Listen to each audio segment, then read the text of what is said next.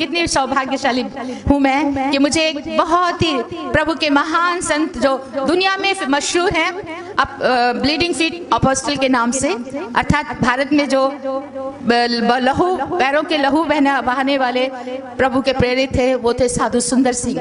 वो पहाड़ों पे गए, आपने उनकी फिल्म में देखा, नंगे पैर चला करते थे, खून बहता जाता था, उस खून के निशान छोड़ते जाते और आगे बढ़ते जाते अपने प्रभु के लिए। हालेलुया।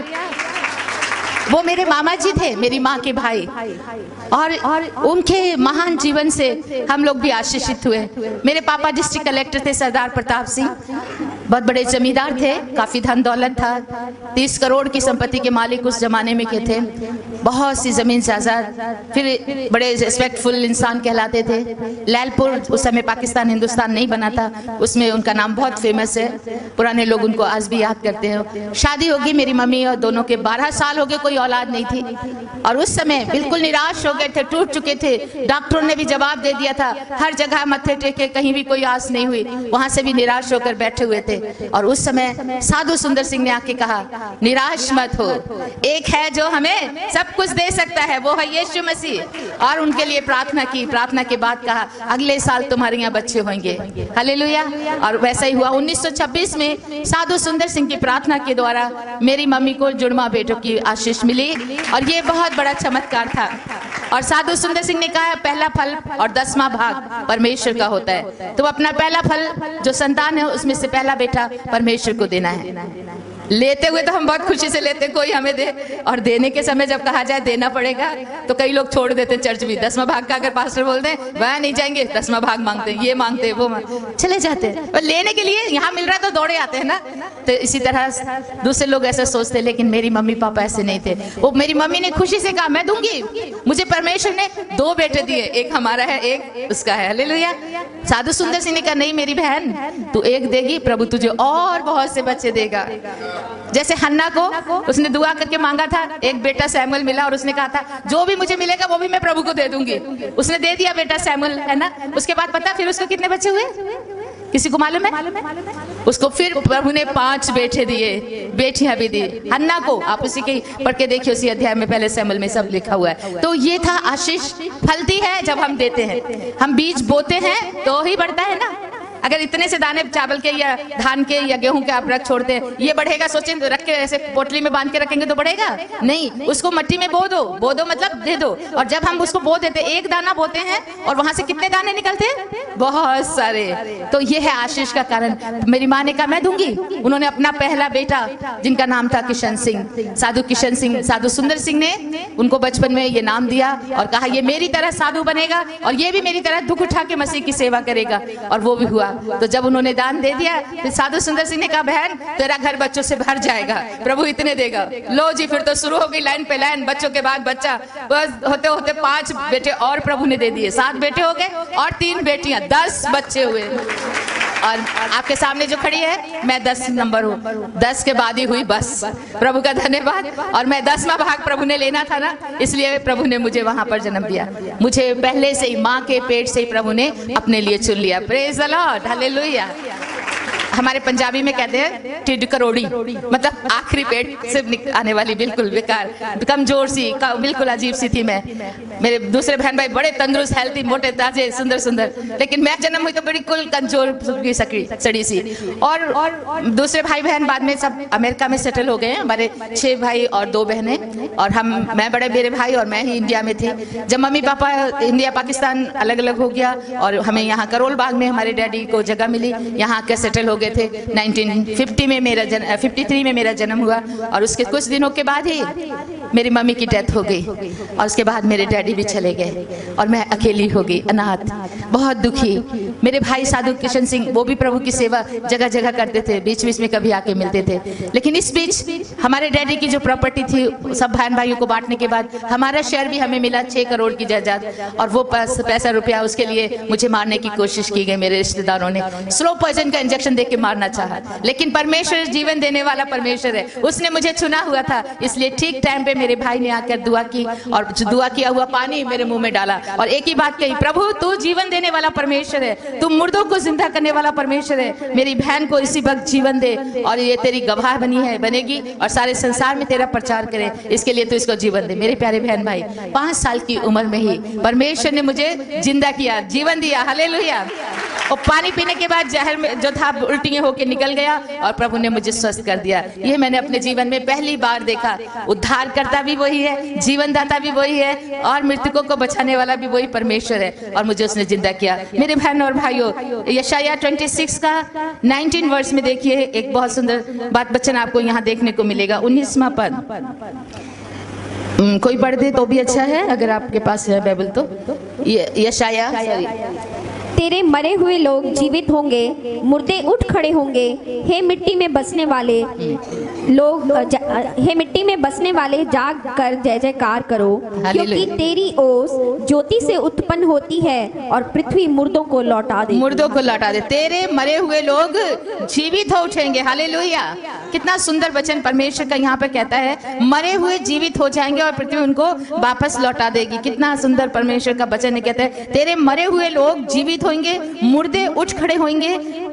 हे मिट्टी में बसने वालों, जाग कर जय जयकार करो, क्योंकि तेरी ओस ज्योति से उत्पन्न होती है और पृथ्वी मुर्दों को लौटा देती है। कितना अद्भुत चमक। ये कितने हजार साल पहले प्रभु यीशु के आने के पहले यशाया था और उसने ये भविष्यवाणी की थी और वैसा हो रहा हुआ। प्रभु यीशु ने संसार में आके 4 दिन के मरे हुए लाजर को जिंदा किया, विधवा के बेटे को जिंदा किया, जायरस की बेटी को जिंदा किया और स्वयं प्रभु यीशु को भी मारा पीटा, उनको क्रूस पे लटकाया, दफना दिया और तीसरे दिन मुर्दों में से यीशु भी जिंदा होकर स्वर्ग में चले गए और वो जिंदा है। Praise the Lord. मेरे जीवन में भी परमेश्वर ने ऐसे अद्भुत चमत्कार किए। जब मैं लोगों के पास जाती हूँ और लोगों को ये देखकर कि मैं जिंदा हूँ और मैं ये ऐसी नहीं थी, मुझे यीशु ने जीवित किया है। जब मैं 14 साल की थी और मैं बहुत कमजोर थी, पढ़ाई करते करते 9th पढ़ते पढ़ते मैं बीमार हो गई, हॉस्पिटल में रखा गया 3 महीने तक। तरह तरह के रोग, डिसीजेस, मुझे मलेरिया, जॉन्डिस, टाइफाइड के बाद टिटनस की बीमारी हुई। भयंकर बीमारी है जिसका इलाज दुनिया में नहीं है और उस बीमारी की हालत में थी और मुझे परमेश्वर ने उस बीमारी में मेरी मृत्यु हो गई और मुझे उस मृत्यु से प्रभु यीशु ने दोबारा बचाया है, जो मैं आपके सामने खड़ी हूँ। हालेलुया। और ये किस प्रकार हुआ मैं आपको इसका चैलेंज में बताना चाहती हूँ कि मेरी जब हॉस्पिटल से मुझे डिस्चार्ज कर दिया गया, डेड बॉडी ले जाओ, दफनाने का समय हो गया है और मुझे लेकर आ गए, घर लाके घर में रख दिया। सारे रिश्तेदार, हमारे बहन भाई सब जमा हो गए लाश को देखने के लिए और सबने देखा और देखने के बाद रोए पीटे थोड़े।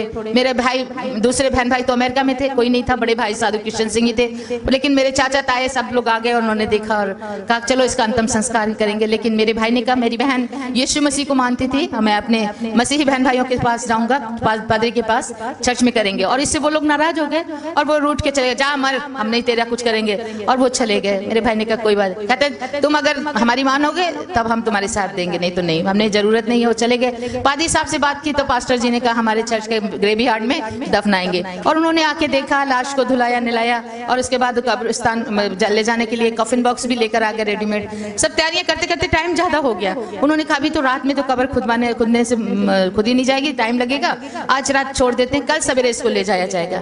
और पादी साहब भी दुआ करके चले गए। उस वक्त मेरे ब्रदर अकेले बैठे, रात तक बैठे दुआ कर रहे थे और दुआ के बाद उनको भी नींद आने लगी। उन्होंने कहा मैं बैठ के अब क्या करूंगा, चलो मैं भी थोड़ा सा सो जाता हूँ, सवेरे हुई तो दफनाना है। और उन्होंने अपनी बाइबल ली, ये जीवनदायक वचन, परमेश्वर का वचन, और इस वचन को लेकर उन्होंने मेरे सिर के पास रखकर कहा, हे पिता जो तेरी इच्छा है तू कर, मेरी बहन को की आत्मा को तेरे हाथों में सौंप देता हूँ।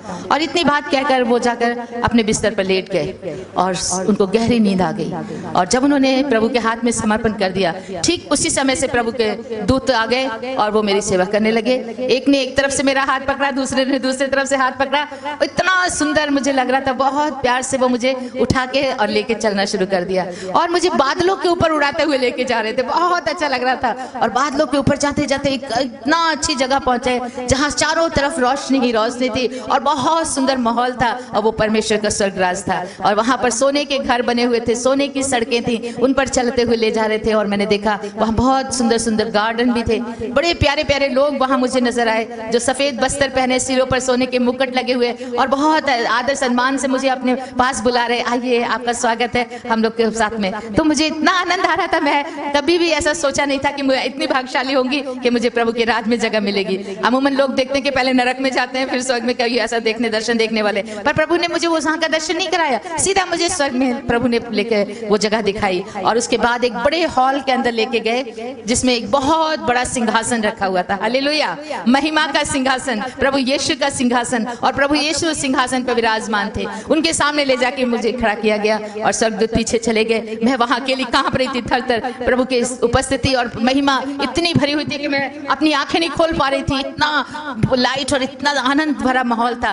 फिर मैंने कहा मैं प्रभु के दर्शन तो करूं, यीशु कैसे दिखते हैं, और मैंने अपनी आंखें खोली और उस सिंहासन की ओर ताकना शुरू किया जिस सिंहासन पर यीशु जी बैठे हुए थे, और उनका चेहरा देखना चाहती थी। उनके हाथ पैर तक तो, उनके वस्त्र तो मुझे दिखाई दिए, लेकिन उनके चेहरे की तरफ जब दृष्टि की तो उनके चेहरे पे कुछ भी नजर नहीं आ रहा था, क्योंकि वो लाइट इतनी तेज थी और वो एक बड़े सूरज की तरह चमक रहा था उनका मुंह। हालेलुया, और उसको देखकर मैं बहुत खुश हुई और मेरी आंखें बिल्कुल उस समय जैसे अंधी की जैसी हो गई थी, इतना तेज था प्रभु के चेहरे पर, मुझे कुछ दिखाई नहीं दिया। लेकिन उसी वक्त एक बड़ी मीठी आवाज सुनाई दी और उस आवाज ने मुझे कहा, बेटी शांता, तुझे ये जीवन मैं वापस लौटाता हूँ, तू दुनिया में जा और जाके सबको बता मैं ही जीवित परमेश्वर हूँ और मैं बहुत जल्दी आने वाला हूँ। हालेलुया। और ये सब कहते ही प्रभु ने अपने हाथ को मेरे सिर पे रखा और मुझे एकदम नीचे की तरफ भेज दिया। ऊपर से ऐसा लगा मैं गिरती बिल्कुल किसी खाई में जाके गिरी हूँ। जब मुझे होश आया, आंखें खोल के देखती हूँ कि मैं कौन से गड्ढे में गिरी हूँ, देखा तो वो तो मेरा ही काम बेडरूम है, मैं अपने बिस्तर के पास खड़ी हुई थी। हालेलुया, मैं समझ गई, अच्छा प्रभु ने मुझे स्वर्ग से वापस किया है और वो तो बहुत अच्छी जगह, क्यों मुझे वापस लौटा दिया, वही रहने से अच्छा था, सोच रही थी। फिर मैंने अपनी नजरें ऊपर उठाई तो देखा ऊपर से एक बड़ी लाइट मेरे ऊपर फोकस कर रही थी, एक चारों ओर मेरे लाइट थी और ऊपर से आ रही थी। ऊपर पूरा खुला हुआ है, हमारा 3 स्टोरी का बिल्डिंग था करोल बाग में, और उसके ऊपर से नीचे तक पूरा लाइट आ रही थी। और मैं समझ गई, मैंने तुरंत अपने वीर जी को, अपने बड़े भाई साहब साधु किशन सिंह को आवाज दी, भैया जल्दी आओ, देखो मेरे कमरे से स्वर्ग खुला नजर आ रहा है, मुझे प्रभु यीशु ने स्वर्ग से वापस भेजा है। मेरे भाई साधु किशन सिंह को समझ नहीं, आंखें बंदी, उनको लगा सपना देख रहा हूँ, कौन है भाई, कौन क्या है। मैं कहा भैया मैं आपके पास खड़ी, उठो ना, मैं उनको हिला रही हूँ, क्योंकि मैं दिखाना चाहती थी वो लाइट कि कैसे मेरे ऊपर, वहां पर मेरे कमरे में लाइट गिर रही है, मेरे उस बेड में जहाँ मेरी डेड बॉडी पड़ी थी वहां सब कुछ।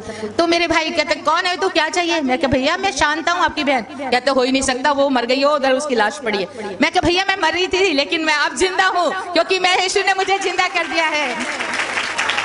मुर्दे जिंदा हो जाएंगे, तुम्हारे मुर्दे जिंदा हो जाएंगे, ये भविष्यवाणी की गई थी। प्रभु यीशु ने स्वयं कहा, यूहन्ना 5 अध्याय और उसका 21 पद, यूहन्ना 5 और 21 में कहता है कि प्रभु यीशु को ये अधिकार दिया है कि वो मृतकों को जीवन दे। हालेलुया, जैसे पिता जीवित करता है वैसे ही पुत्र को ये अधिकार मिला है और यीशु मसीह ने मुझे ये जीवन वापस दिया है। मेरे भाई की समझ में कुछ नहीं आ रहा था, उठ के बैठ के आंखें मल के मुझे देखा, और उस समय मैं व्हाइट कपड़ों में थी क्योंकि वो कफन के कपड़े थे और उनसे एक लाइट निकल रही थी मेरे शरीर से। मेरे भाई ने सोचा मेरी बहन मर गई है, उसकी आत्मा भूतनी बन के आके खड़ी है, और वो उठ के कह रहा है शैतान चली जा यहाँ से, तू मुझे क्यों सताने आई है। मैं कहा भैया मैं शैतान नहीं, आत्मा नहीं, मैं आपकी बहन हूँ, आप विश्वास करो। वो कहाँ विश्वास करेंगे, वो दौड़ के गए, मेरे बिस्तर पे जाके देखा, मेरी लाश को ढूंढ रहे हैं, मेरे कफन बॉक्स में देख रहे हैं, कभी इधर उधर जा रहे हैं। मैं कहा, मैं उनके पीछे पीछे घूम रही, मैं कहा भैया क्या ढूंढ रहे हो, मैं तो यहाँ हूँ। तो कहते रुक जा, खड़ी हो जा, मैं तुझे छू के देखूंगा। और उन्होंने मेरे हाथ को ऐसे टच किया, छुआ, स्पर्श किया, और स्पर्श करने के बाद उनको विश्वास हो गया। हालेलुया, क्योंकि अगर आत्मा होती तो हाथ में नहीं आती है ना, शरीर के साथ हो, और उनका स्पर्श से उनको पता लगा। कहते सच में शांता तू जिंदा हो गई है। मैं क्या सामने तो खड़ी हूँ, और क्या आपने छू के भी देख लिया। और वो खुशी से प्रभु का धन्यवाद करें, धन्यवाद पिता परमेश्वर जो तू जिंदा था, उस तब भी था, आज भी है और हमेशा हमेशा रहे। यीशु कभी नहीं बदलता, वो हमेशा हमेशा एक ही जैसा है। और वो दौड़ के गए पादी साहब को जाके बताने के लिए। पादी साहब ने कहा भाई साहब इतनी जल्दी मची आपको, अभी थोड़ा कब्र खुदवाएंगे तब होगा जनाजा, तभी उठेगा। कहते नहीं अब आपके यहाँ जनाजा देने की जरूरत नहीं है। वो कहते क्या बात हुई, वो दूसरे कहीं और जलाने के लिए ले जा रहे? नहीं जी, मेरी बहन को यीशु मसीह ने जिंदा कर दिया। हालेलुया। अब पादरी साहब ने मेरे भाई को कहा, भाई साहब साधु जी आप सो गए थे क्या? जी बिल्कुल मैं सो गया था रात को।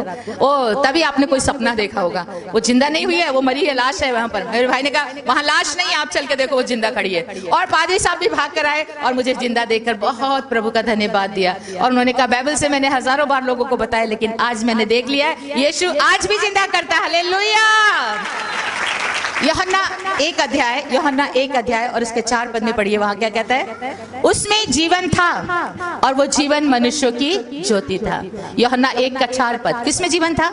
यीशु मसीह में। उसके पहले वचनों में ऊपर से पढ़ो, वहां लिखा है आदि में वचन था, वचन परमेश्वर के साथ था और वचन ही परमेश्वर था और वो वचन देहधारी हुआ और हमारे बीच में आके रहा। और वो कौन था? यीशु मसीह। यीशु मसीह में जीवन था। 4 पद में कहा उसमें जीवन था और वो जीवन मनुष्यों की ज्योति था। जैसे अंधकार में हम स्विच ऑन करते ही लाइट हो जाती है तो अंधकार भाग जाता है। जिसके जीवन में यीशु आ जाता है वहां हर प्रकार का अंधकार वहां से भाग जाता है। मृत्यु का अंधकार भाग जाता है, पापों का अंधकार भाग जाता है, बीमारी का अंधकार भाग जाता है।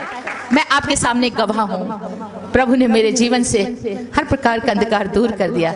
इतनी बीमार, इतने डॉक्टर थक गए थे मेरा इलाज करते करते। 3 महीने मैं बिस्तर पे थी हॉस्पिटल के बेड में, बचने की कोई आशा नहीं थी।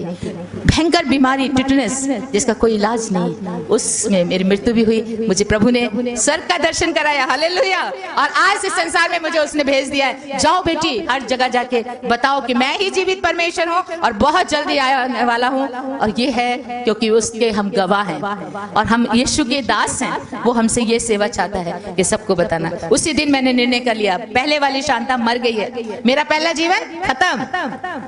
ये जीवन यीशु की देन है, यीशु ने मुझे दिया है। आज से मैं यीशु के लिए जीऊंगी, यीशु के लिए मरूंगी, उसी की सेवा करूंगी। मुझे और कुछ नहीं चाहिए। एक बाइबल ले ली अपने भाई के साथ सीने से लगाकर, आज के बाद मुझे कुछ नहीं चाहिए। हजारों लोग मुझे देखने के दौड़े आ रहे थे। मरी हुई लड़की पुनर्जीवित हुई है, पुनर्जीवित हुई है। पेपरों में भी छप गया, इश्तार भी बांट दिए पादी साहब ने, सब लोग को खबर दी। लड़की कल मर गई थी, वो देखो जिंदा है, यीशु ने जिंदा किया। लोगों की भीड़ मुझे देखने आई। वो पहला दिन था, 1967 की बात है। 29 दिसंबर को मैंने खड़े होकर सबको गवाही दी, मैं हूँ वो लड़की जो मर गई थी और आज जिंदा हूँ। यीशु ने मुझे जिंदा किया, हालेलुया। और इसके बाद मेरे रिश्तेदारों को बहुत गुस्सा आया क्योंकि लोगों ने यीशु को विश्वास किया। वो कहते चुप करो, जाके बह जाओ। बड़े आए बहन भरा दो ही प्रचार करना, मारना शुरू कर दिया, लोगों को भी भगा दिया और हमें एक कमरे में बंद कर दिया। कहते यीशु को छोड़ दो नहीं तो आज तुम्हारा आखिरी दिन। हमने कहा कभी नहीं। जिसने हमें प्यार किया, जिसने हमें जीवन दिया, हम उसको छोड़ सकते हैं? कभी नहीं छोड़ेंगे। मर जाएंगे लेकिन यीशु को नहीं छोड़ेंगे। और उन्होंने रात के 2-2:30 बजे का समय था, बंदूकें देकर 2 लोग को भेज दिया, इनको मारो और भाग जाओ, हम बचा लेंगे तुम्हें, कोई किसी को पता नहीं लगना चाहिए। रात का समय था, हमारे हाथ पर बांध के मार पीट के एक कमरे में बंद कर दिया था। देखने वाला, बचाने वाला कोई नहीं था। चुपचाप मार के वो भागना चाहते थे। गोलियां से तान दी, बंदूकें। कहाँ है तुम्हारा यीशु? अभी बचा सकता है? हमने कहा बिल्कुल, वो सब कुछ कर सकता है। लेकिन हमारा एक कहना है, मरना हमारे लिए मसीह है, जीना हमारे लिए लाभ है। हम दोनों तरह से खुश हैं। अगर जिएंगे तो मसीह के लिए जिएंगे और मरेंगे भी तो खूब लाभ है, स्वर्ग मिलेगा, हालेलुया। इससे बड़ी कीमत और इससे बड़ा इनाम और क्या हो सकता है? हम तैयार हैं। और वो गोली मारने वाले थे, अभी निशाना उन्होंने तान लिया था, शूटिंग करने वाले थे। गोली निकलने में कुछ ही क्षण बाकी थे। एक आवाज आई, हैंड्स अप। हैंड्स अप की आवाज सुनते ही ये जो ऐसे मार रहे थे, इनके हाथ हिल गए। पीछे घूम के देखा तो पुलिसमैन वहां पर जमा हाजिर थे और पुलिस वालों ने उनको अरेस्ट कर लिया, बंदूकें छीन ली। हमने आंखें खोल के देखा, सामने पुलिस को देख के प्रभु का धन्यवाद किया, हालेलुया। और ऑफिसर को पूछा, सर आपको किसी ने खबर दी, आप कैसे समय पे पहुंच गए? कहते हमें किसी ने खबर नहीं दी, हमें मालूम भी नहीं था। हम तो नाइट गार्ड है, पुलिस, नाइट पुलिस। और उस गली में जाना था, पता नहीं कैसे हमारे कदम इस ओर खींचे चले आए और हमने देखा ये लोग आपको शूट कर रहे हैं। प्रभु का धन्यवाद हो। उनको भेजने वाला कौन था?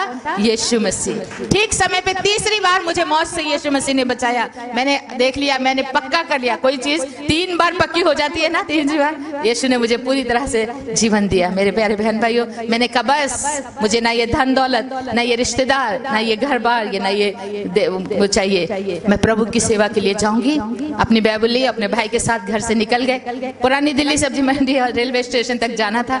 अपनी गाड़ी में बैठ के वहां तक जाने का सोचा। हमारे पास 2 कारें थी, मेरे ड्राइवर लेके जा रहा था। हमारी गाड़ी पर भी हमारे रिश्तेदारों ने 2 बार फायरिंग की, बिल्कुल सामने आके। इधर से एक कार आ गई, इधर से एक कार आ गई। पहले ये वाले आगे आए और उन्होंने हमारी गाड़ी को ओवरटेक करने की कोशिश की। की और सीधे बिल्कुल पास में आके जिधर मेरे भाई बैठे थे उनके सिर का निशाना लेके गोली दाग दी।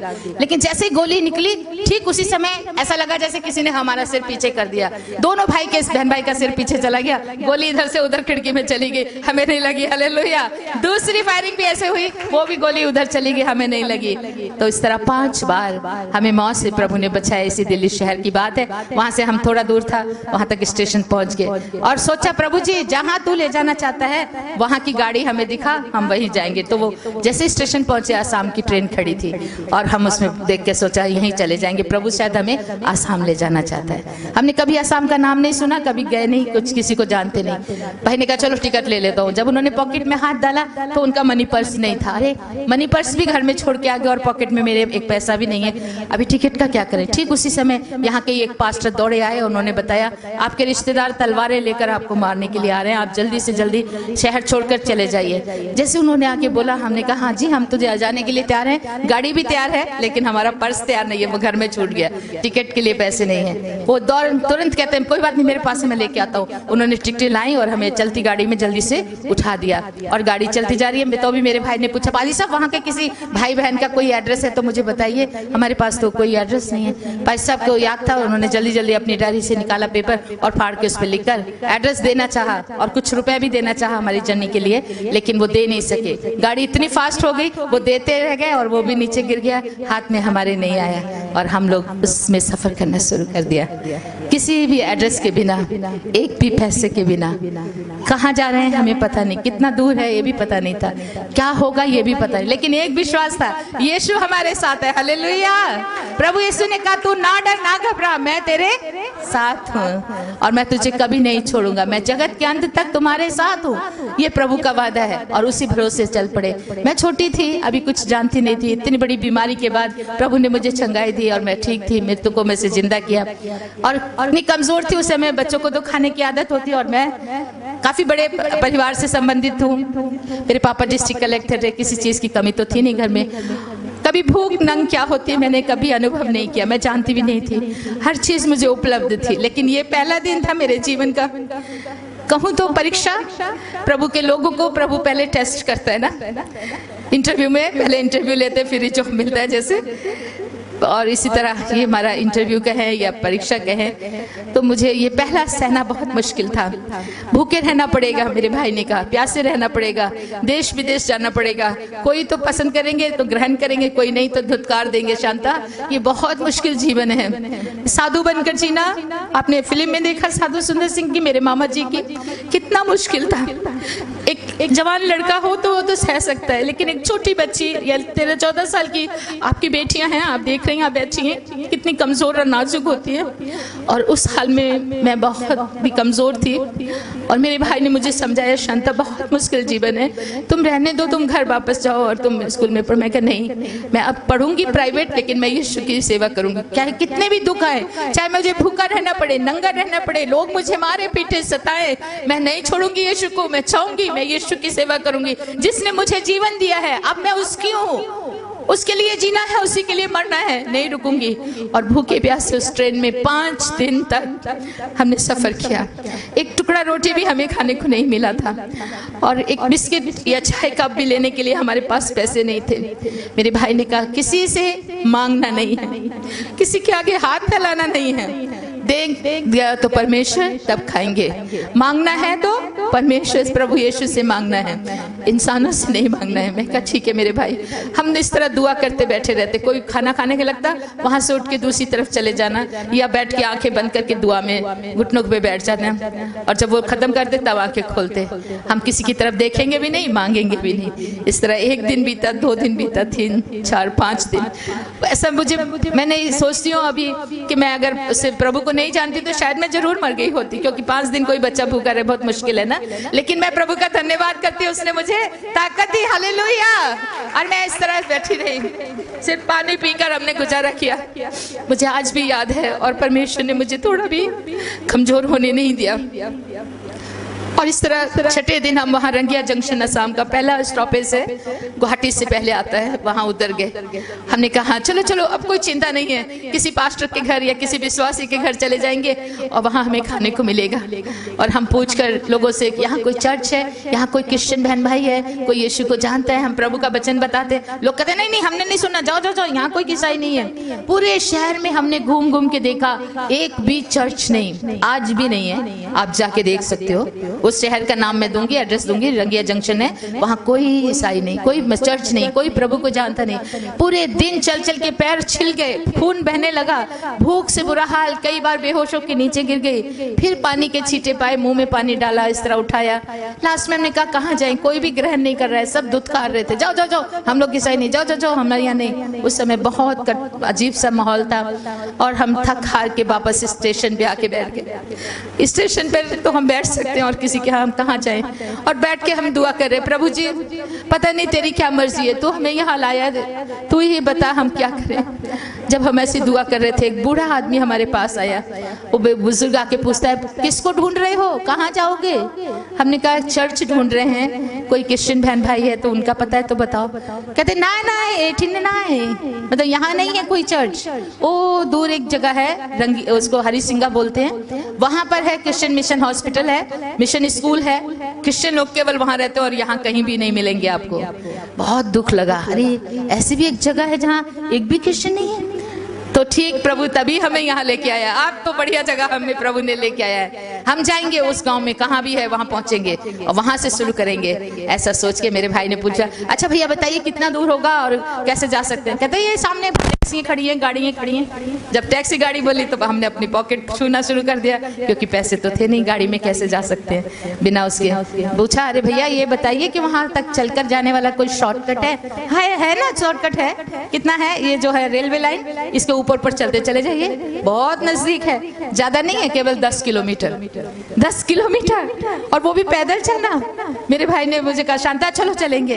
मैं कहा भैया आप क्या बोल रहे हैं, मैं कभी 1 किलोमीटर भी पैदल नहीं चली, 2-2 कारें जिनके घर में हो कभी पैदल चलते हैं बच्चे, स्कूल भी जाना है तो कार में ड्राइवर जाके छोड़ के आता था।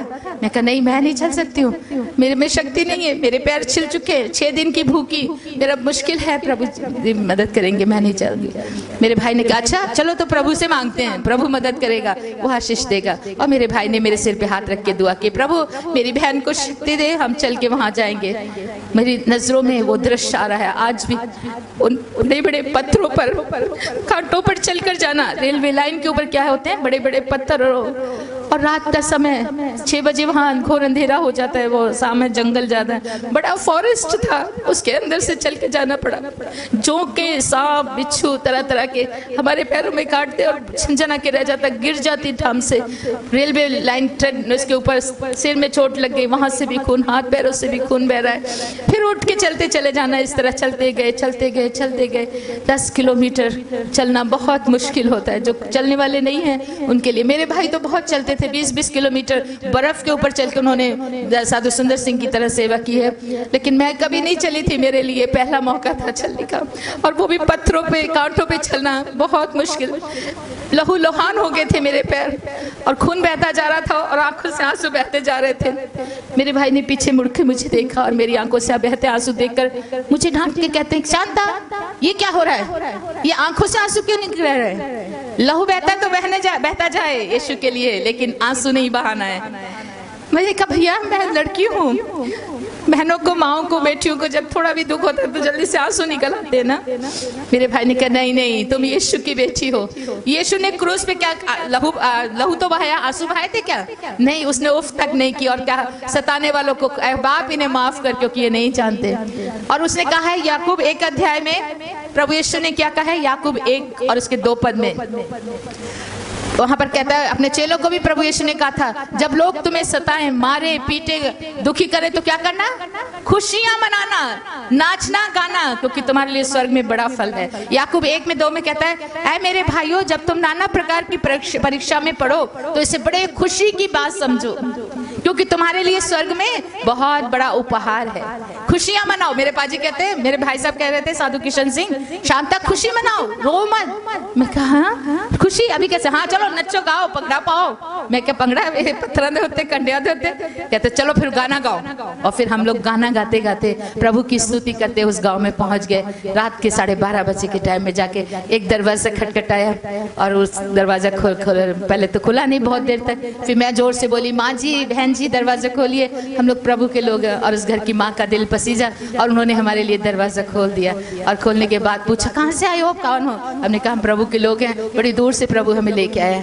आज हम साधु सुंदर सिंह के भांजा और भांजी है। जैसे साधु सुंदर सिंह का नाम सुना वो इतने खुश हो गए, जल्दी से उन्होंने जप्पियां पाली, गले लगा लिया। अरे आइए आइए, प्रभु के लोग हमारे घर में आए हैं, साधु सुंदर सिंह के भांजा भांजी हैं, आपका स्वागत है। अंदर ले गए और जगह जगह हमारे शरीर पर खून के निशानों को देखकर, जख्मों को देखकर पूछते ये क्या हुआ है, कैसे हुआ? हमने कहा हम लोग इस रास्ते से चल कर आ रहे थे तो पत्थरों पर कई बार गिर गया और इसके कारण ये जख्म हो गया। और पैरों में भी पूरे कांटे, बिच्छू, जोंके, मोटी मोटी जोंके लगी हुई थी जिनसे खून ही खून बह रहा था और खींच खींच के निकाला और भी खून बह गया। फिर उन्होंने गर्म पानी से घाव धोए। ये मेरे जीवन का पहला चमत्कार है कि मैं इतना खून बहने के बाद भी जिंदा रही और प्रभु ने मुझे मरने नहीं दिया। उन्होंने धो के पैर पर वो रोते जा रहे थे और हमारे जख्मों को धो रहे। वो आज भी जिंदा है, वो पति पत्नी, और उन्होंने बड़ी सेवा की। और फिर बाद में पूछा आपने कुछ खाया? मैं कहा कुछ भी नहीं खाया है। कब से नहीं खाया बेटी? मैं कहा आज 6 दिन हो गए, पूरे 6 दिन से कुछ भी खाने को नहीं मिला है। ओ बाप रे, तुम इतने छोटे होकर भी प्रभु के लिए इतना कष्ट उठा रहे हो। मैं अभी आपके लिए खाना बनाती हूँ। और उस बहन ने रात को ही आटा गूंद के रात के 2 बजे उसने हमें रोटियां बना के खिलाई। हालेलुया। शेरों के बच्चे तो भूखे मरेंगे किंतु परमेश्वर अपने बच्चों को कभी भी भूखे मरने नहीं देता। ये वचन मैंने उस दिन अपने जीवन में सत्य पाया। और फिर उसी असम में वहाँ से अलग अलग जगहों पे हम लोग प्रचार करते गए। बहुत सी मिशनें, तरह तरह के लोग हैं। वो पहले मिशने वाले अपने हमारे चर्च के मेंबर नहीं हैं, आप हमारे ये नहीं है, हमारे चर्च में नहीं, दूसरी जगह जाओ, ऐसे करते। पैदल चल चल के सारे दिन जाना। कोई खाने को दे देता तो खा लेते, नहीं तो भूखे रहना। हमारे पास कुछ था ही नहीं। बड़ा कष्ट उठाया हमने वहाँ पर। जंगलों में भटक जाते रास्ते, जंगल। वहाँ आज भी बहुत बड़े बड़े फॉरेस्ट हैं, आपको आइए सामने मैं ले जाऊंगी जिन जगहों पे। मैंने पेड़ के पत्ते तोड़ के खाए। 2 महीने कुछ भी खाने को नहीं होता था। पत्ते तोड़ के लिया ना, ये लौकी कद्दू की जो बेल होती है उसको भी तोड़ लेना, उसी को खा लेना। अगर कद्दू है तो कद्दू खा लेते और दिन गुजारते। एक गांव में एक छोटी सी झोपड़ी थी और उसपे कद्दू की बेल अपने आप प्रभु ने लगा दी और वो कद्दू रोज हम खाते थे। कुछ भी खाने को नहीं था। मॉर्निंग ब्रेकफास्ट भी कद्दू, दोपहर का खाना भी कद्दू, रात को भी वही बॉईल करके खाना। खाते खाते थक गई। 1 महीना हो गया। अभी 1 महीने तक एक ही तरह कोई बच्चा खाना खाए तो कैसे करते? नहीं खाऊंगा मम्मी, मुझे ये क्या एक ही देते। ऐसे एक दिन मैं भी, मेरी मम्मी कौन थी, मेरा पापा कौन था? यीशु मसीह। उससे लड़ाई कर रही। मैं अपने भाई को भी कुछ नहीं बोलती थी। वो कद्दू खाते हुए मैं प्रभु से रो पड़ी और बोली क्या परमेश्वर प्रभु जी, आप रोज रोज कद्दू ही खिला रहे हो, कुछ और नहीं स्कूटे पे लगा सकते थे? रोटियां लगा देते या कोई और मिठाइयां लग जाती तो अच्छा था। आप तो सब कुछ कर सकते। छोटी थी और मुझे इतनी अकल नहीं थी और ऐसा बोलने के मैं प्रभु को नाराजगी दिखा रही थी। तभी मेरे भाई ने सुन लिया। क्या बोल रही है तू, प्रभु से लड़ाई कर रही है? मैं कहा हाँ बिल्कुल करूंगी। क्या खाली कद्दू ही खिलाया जा रहा है 1 महीने से? मॉर्निंग ब्रेकफास्ट भी, दोपहर लंच भी, रात भी। मेरे से मुश्किल हो गया, मेरे से नहीं खाया जा रहा। मेरे भाई ने कहा अगर नहीं खा सकती हो, मैं एक बात बताता हूँ, तुम वो करो तो आज ही रोटी खा लोगी। मैं कहा कैसे, क्या करना? कहते हो पड़ोसी को जाके ये कद्दू में से कुछ कद्दू ले जाके दे दे तो वो पैसे देंगे तुम्हें। तुम कहना पैसे नहीं चाहिए, वहां से आटा ले आना, आटा ले आओ या चावल ले आओ, वो पका के खा लो। मैं कह रही है तो बहुत अच्छी बढ़िया बात है, आपने पहले क्यों नहीं बताया? कहते तूने पहले बोला ही नहीं था, तू खाई जा रही थी, मैं भी चुपचाप खा रहा था। तो मैं प्रभु का धन्यवाद दिया और जाके देखा पीछे जाके तो कद्दू के बेल में कई कद्दू निकल आए। तो आसाम में लंबे लंबे कद्दू होते, इतने मोटे मोटे लंबे लंबे, 4-5 एक बैग में डाल लिए। मैं कहा जितने ज्यादा दूंगी उतने ज्यादा चावल आटा मिल जाएगा ना। और जाके एक पड़ोसी था, सामने घर था उनका, उनको जाके नॉन क्रिश्चियन ही थे। मैं कहा माँ जी आपको कद्दू चाहिए? हाँ दिखाओ कैसे? हरे हरे ताजे ताजे। अरे वाह ये तो बड़े अच्छे हैं, दे दे दे। कितने के हैं? मैं कितने पैसे दूं? मैं कहा नहीं आंटी हमें पैसे नहीं चाहिए, आपके यहाँ अगर आटा है तो आटा दे दीजिए और रोटी चावल है तो चावल। कहते हम लोग आसाम में तो हम लोग रोटी तो खाते नहीं है, हमारे यहाँ चावल है, ले जाओ। उसने इतने सारे चावल मुझे मेरे बैग में डाल के दे दिए। मैं बड़ी खुशी से दौड़ी आ रही हूँ, वाह जैसे मुझे बड़ा खजाना मिल गया। और आके भाई को कहते बाजी देखो कितने सारे चावल दे देते हैं, उन तो ऐसी बड़े खुशी मनाओगे। कहते हाँ चलो बढ़िया हो गया। और एक बर्तन में चावल धोकर उसको पका लिया।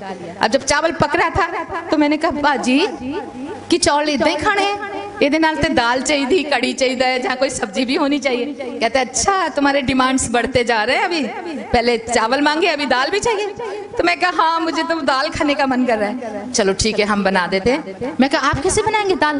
दाल भी किसी के घर से जाके मांग के ले आती हूँ कद्दू दे के। नहीं रुक मैं करता हूँ। तो उन्होंने चावल बनते बनते उसका जो पानी निकालते हैं, हम पंजाबी में पिच कहते हैं ना, वो पिच काट ली, उसकी निकाल ली और उसमें थोड़ा सा हल्दी डाल दिया, नमक डाल दिया और घोल के कहते ये लो दाल भी बन गई, चलो दाल चावल खाओ।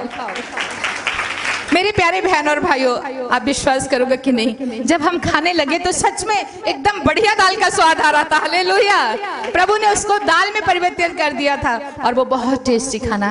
इस तरह प्रभु ने हमें बहुत दुखों के समय संभाला, बहुत मदद की। एक बार इसी तरह एक गांव में 7 दिन भूखे रहे, उस गांव में भी हम जाके प्रचार किया, किसी ने हमें खाना नहीं दिया। कोई हमने पूछता है, प्रचार सुनते बहुत खुश होते, बड़ा अच्छा जी, बहुत सोना, बहुत बढ़िया प्रचार, बहुत अच्छी गवाही, कहके thank you, God bless you, God bless you, जा रहे हैं बोल के सब चले जाते, सब चले जाते। किसी ने पूछा नहीं आप कहाँ रहते हो, आप क्या खाते हो, कहाँ से आए हो, कोई नहीं बात नहीं करते। उनको भाषा भी वैसे नहीं आती थी, लेकिन हिंदी थोड़ी बहुत समझ लेते हैं, फिर भी वो लोग कुछ बोलते नहीं थे। और इस तरह 7 दिन उस गांव में हो गए और 7वें दिन मैं पहली बार 7 दिन भूखी थी और मैं बिल्कुल कमजोर हो गई, मेरा सांस निकलने लगा, मरने के करीब, मुंह गला सूख रहा है, दिल की धड़कन थक गई और मैं छटपटाने लगी, गिर के रोने लगी।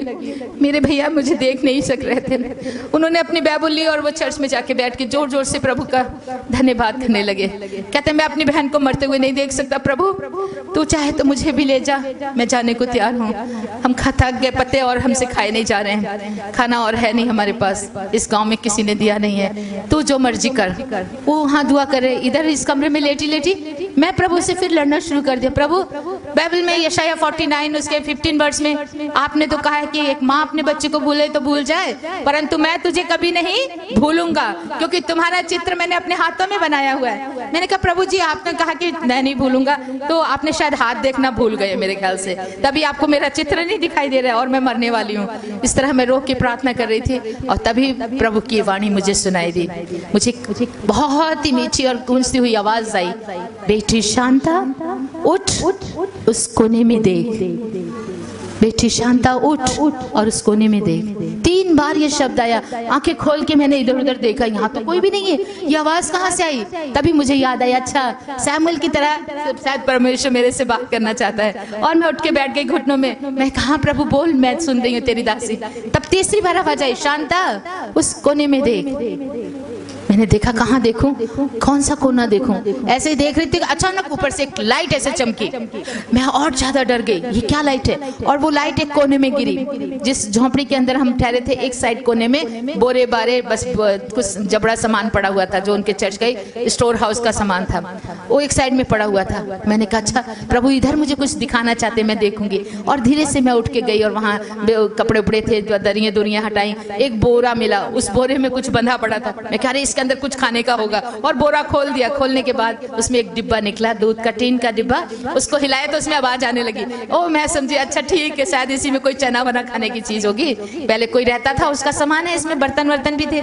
उसको खोला और डब्बे को देखा, जब डिब्बे को खोल के देखा तो उसमें इतने से चावल थे, और उन चावलों को देख के मैं प्रभु का धन्यवाद पिता परमेश्वर, तू मुझे भूखा मरने नहीं देता, इसलिए तूने ये चावल मेरे लिए रखे। और उनको लेके मैं धन्यवाद किया। मैंने कहा इससे कच्चे तो खाएंगे तो पेट नहीं भरेगा, इसको पका लेती हूँ। और उधर ही से एक बर्तन लिया, वहाँ छोटा सा आग जलाने वाला चूल्हा था मिट्टी का, लकड़ियां लगाई और जला के पानी धो के चावल पका लिए। चावल पकने के बाद मैं अपने भाई को जाके चर्च में बोल, भैया आ जाओ, बस हमारा प्रभु ने आज फास्ट ब्रेक करने का दे दिया है, खाना आ गया है। वो कहते हैं इधर तो कोई भाई बहन आया नहीं खाना लेके, तू कैसे कह रही है खाना मिल गया? मैंने कहा प्रभु ने दिया। कहाँ से दिया? मैं कहा छप्पर फाड़ के दिया है। वो हैरान हो के कहीं गई नहीं और छप्पर फाड़ के खाना? मैं कहा हाँ, प्रभु ने मुझे 3 बार उनकी आवाज मैंने सुनी और प्रभु ने मुझे कहा उसमें देख, तो मैंने खोल के देखा और ये चावल मिले। वो बड़े खुश हो गए, चल ठीक है अब तू तो छोटी है, तेरा भला हो जाएगा, तू नहीं भूख से मरेगी, तू इसको खा ले। मैं कहा नहीं वीर जी, आप खाएंगे तो मैं खाऊंगी, नहीं तो मैं भी नहीं खाऊंगी। तभी एक आवाज आई, मैं खाऊंगा ये खाना, मुझे दे। हम हैरान हो गए, ये आवाज कहाँ से?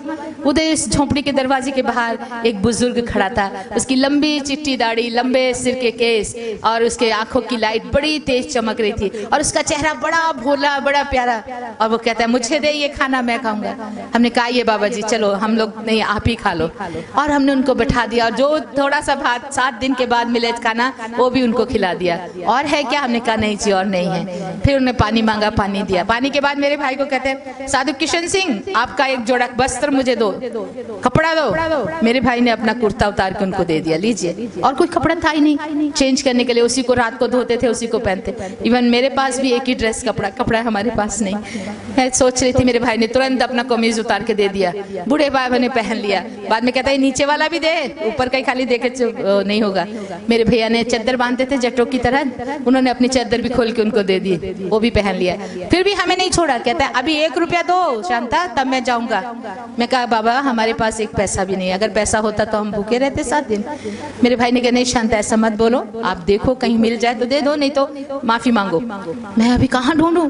मेरे पास बाइबल थी। मैंने कहा प्रभु जी शायद ये कोई परीक्षा है, अपनी बाइबल को खोल लो।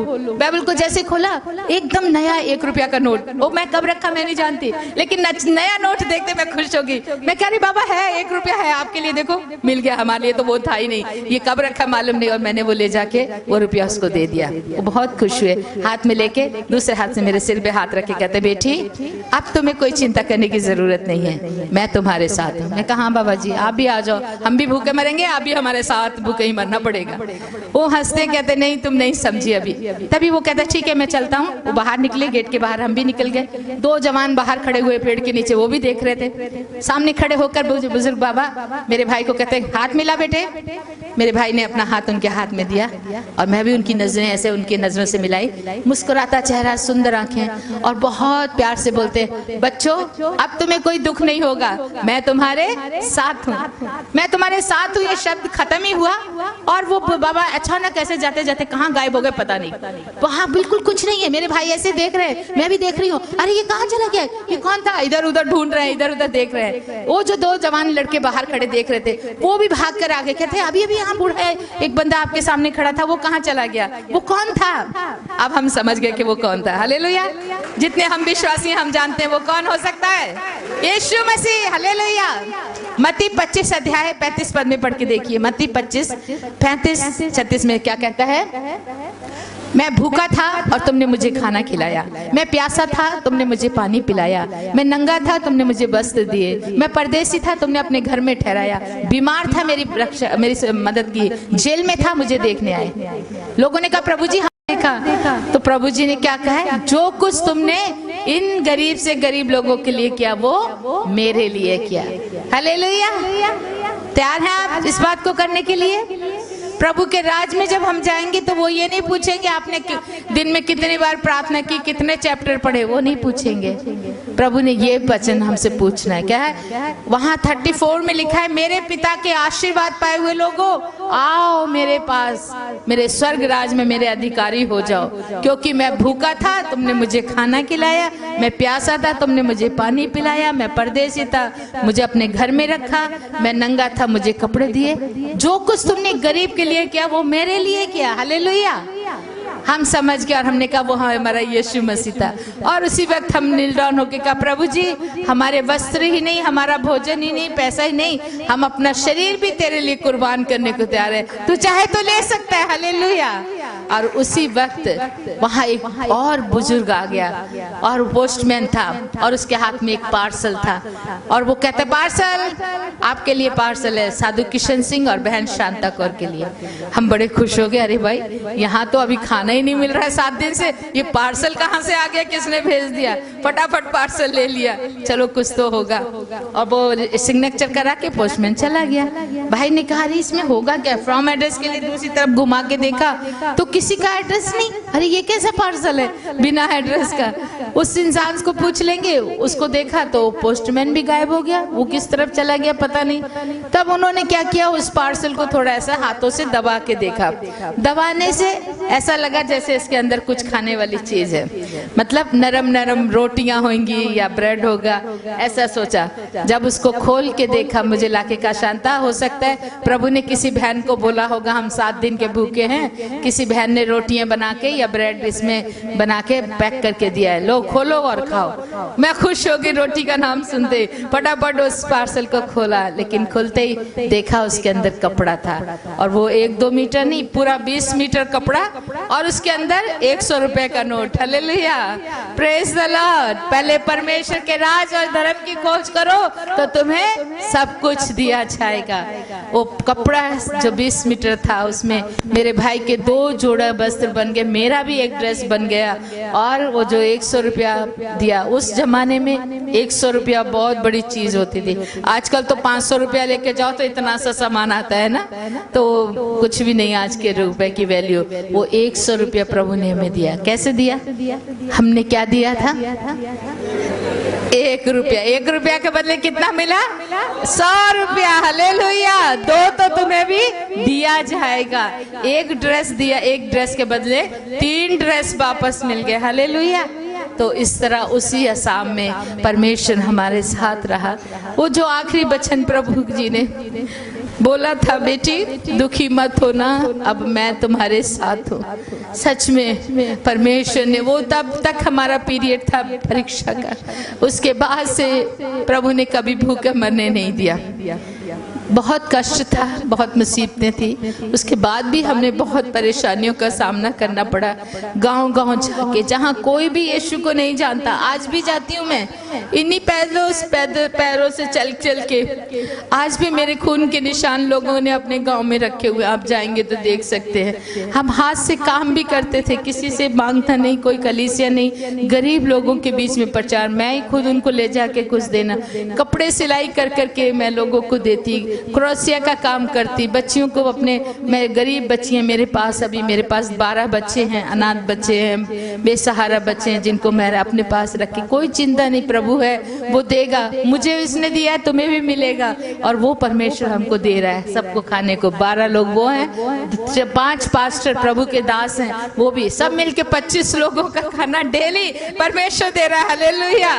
और उसने नहीं छोड़ा है, नहीं भूला है, और हमारी सेवकाई चल रही है। कितने गांव-गांव जाके प्रचार करके हजारों लोग आज प्रभु में, जिस गांव पे चर्च नहीं थे वहां जाके रो के प्रार्थना की, प्रभु ऐसा ना हो कि ये जगह ऐसी अछूती रह जाए और लोग कहें कि हाँ एक भी चर्च नहीं है और लोग पछताएं। हम इनके लिए प्रार्थना करेंगे। और वहां पर आज चर्च है, प्रभु बनवाता जा रहा है, और वहां पर बहुत सारे लोग प्रभु में आ गए हैं। तो मेरे प्यारे बहन भाइयों, कष्ट एक को उठाना होता है, उससे बहुतों को लाभ हो जाता है। बहुत से उसके विश्वास को देखकर विश्वास में पक्के होते हैं। हालेलुया। तो इसके लिए परमेश्वर ने हमें चुना है। हालेलुया। हम उसके गवाह हैं, हम उसके दास हैं, और उसकी सेवा करते जाना हमारा फर्ज है। प्यारे बहन भाई।